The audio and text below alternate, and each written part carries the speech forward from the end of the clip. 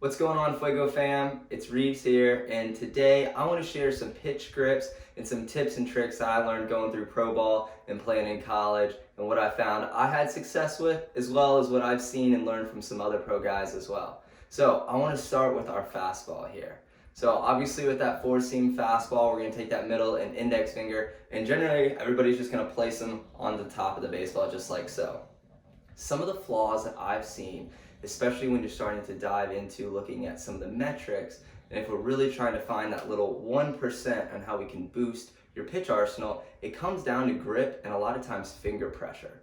So we got our Fuego here. Something to keep in mind when you're grabbing that four-seam fastball grip is that we want to try and center up this baseball, right? So just like in our Fuego, how we can center up and try and practice throwing the center of the baseball, when we go back to the baseball, we need to incorporate the same feels. So middle and index finger, try and find that center cut of that baseball there, and then place those right in the center.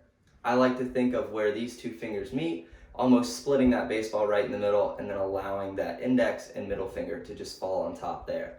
Now in relation to thumb placement, some guys have their thumbs extended, kind of like so. Some have them tucked a little bit. Not necessarily a big deal. That thumb placement though, however, if it starts to get closer towards that index finger, starts creeping up towards the side of the ball, that's generally going to cause us to have a little bit more middle finger pressure, and it's going to make us have a tendency to cut that ball. Not necessarily a bad thing, but just something to be aware of if you're really trying to hone in and create the best kind of vertical break and staying true and behind that four-seam fastball.